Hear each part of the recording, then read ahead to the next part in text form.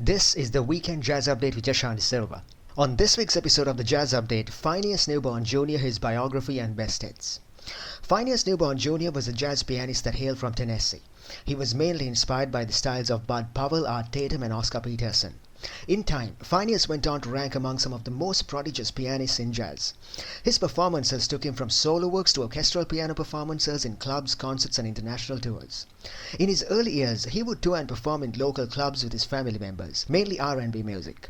In the 50s, he switched to jazz after Count Basie discovered his talents. Throughout the 50s and 60s, he produced some outstanding piano records both as sideman and band leader. Unfortunately, due to ill health, his career took a plunge. Then in the late 60s, he re-emerged onto the music scene. Some of his best albums include Piano Portraits, The Great Jazz Piano, Here is Phineas, Phineas Rainbow and more. So that was some insight into the biography of Phineas Newborn Jr. More details coming up. Also coming up, some trending festival and album news. Stay tuned to the Weekend Jazz Update with Yashanti Silva to find out more. We'll be right back after some music. Welcome back to the Weekend Jazz Update with Yashanti Silva. On this week's episode, it's all about Phineas Newborn Jr., his life and times and best hits. During this hour, we're going to be talking about his biography. So Phineas Newborn Jr. was born in Tennessee on December 14, 1941. He was one of the leading jazz pianists of his time. His principal inspirations were Art Tatum, Bud Powell and Oscar Peterson. He hailed from a musical family. Growing up, he would tour and perform in R&B concerts alongside his family members. He went on to study trumpet, also piano and saxophone. In his early years, he had a notable collaboration with Walter Holton, an acclaimed blues harmonica player. It was during one of those performances that he had a chance encounter with the legendary Count Basie, who was a friend of his father's, a drummer in the Memphis music scene.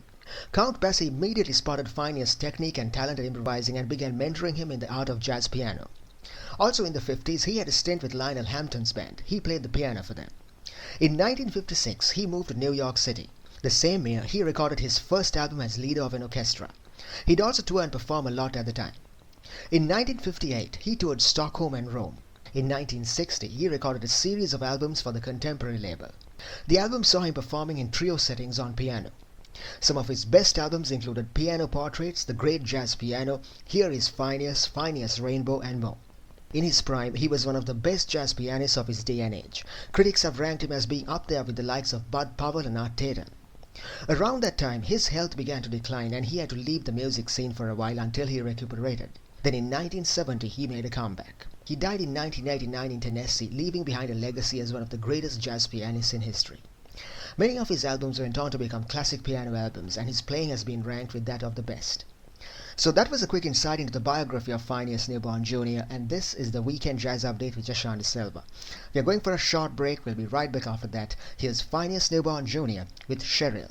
And this is the Weekend Jazz Update with Yashanti Silva. On this week's episode, it's all about Phineas Newborn Jr., his biography and best hits. Now it's time for some trending album news. Eric Scott is a leading pianist in the New York City jazz scene. He's out with a great new album called Out Late.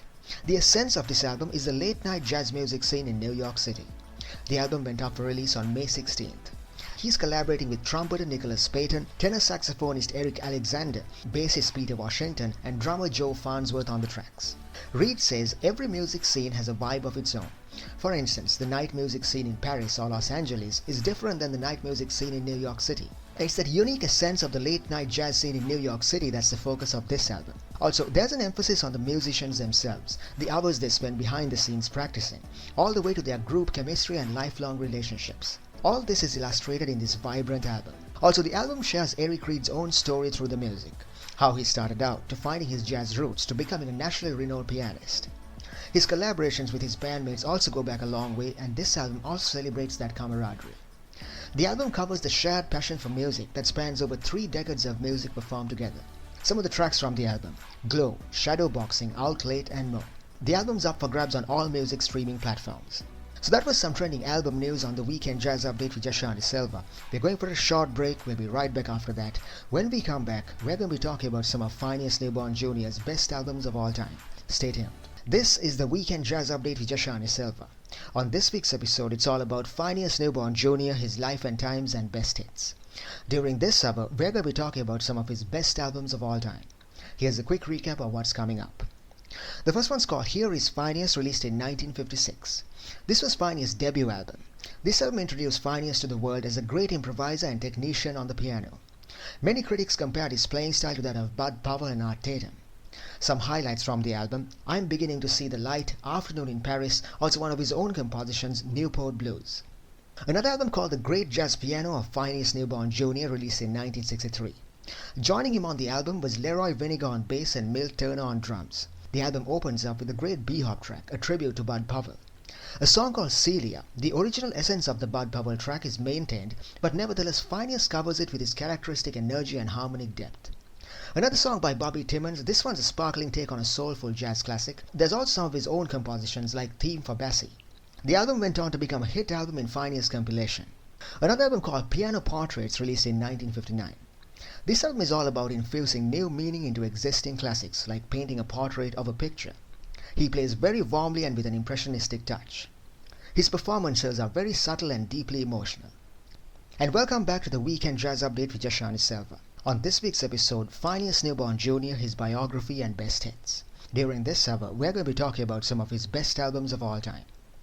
The first one's called Here Is Phineas. This one was released in 1956. So this was Phineas' debut album.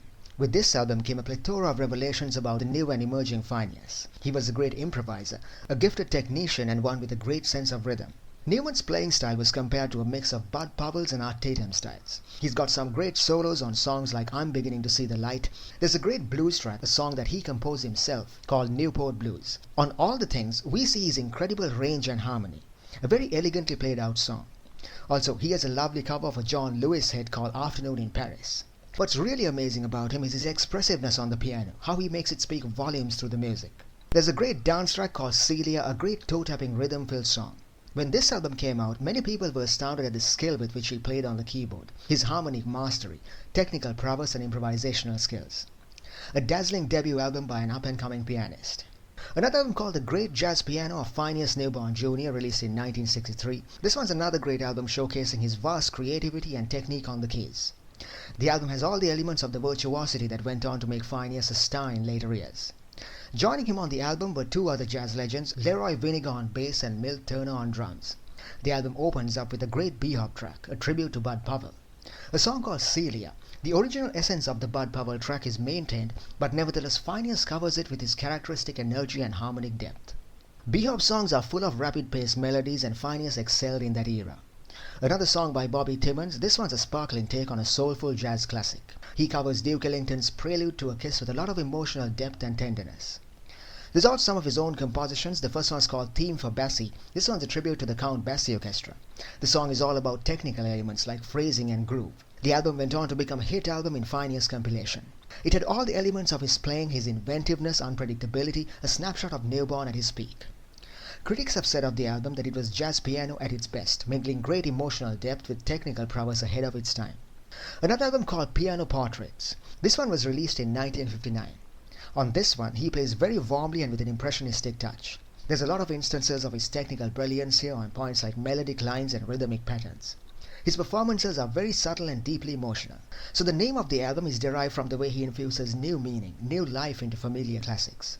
He paints a picture of each portrait, as it were, breathing new meaning into each cover of the song that he performs. Phineas Newborn's career was marked by a series of health ailments. This album was produced shortly before that, when he was at his best. Also, some schools of thought contended that Phineas was more into technical innovation than abstract creativity, but this album disproves that. On this album, he's tried to cover various classics in novel ways.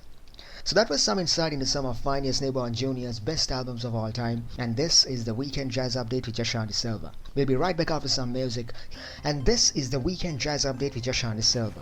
On this week's episode, it's all about Phineas Newborn Jr., his life and times and best hits. Now it's time for some trending album news. There's a chart-topping album called Basie Rocks by vocalist Deborah Silver. She's an acclaimed singer known for her epic takes on classics. So this album is topping the charts right now, peaking at number 1 on the jazz charts and number 12 on the Billboard charts. So this album bridges the world of jazz and rock. In the tracks, Deborah covers some timeless hits with her sultry vocals. Also, she's got some great collaborations. There's a great duet with rock and roll legend Peter Frampton on Baby I Love You, and another with Grammy-winning trumpeter Arthur Sandoval on Paint in Black, a Rolling Stones classic. Other tracks include Every Breath You Take, Tainted Love, Fly Like an Eagle, and more. Deborah's vocals perfectly cover these timeless hits in unique ways.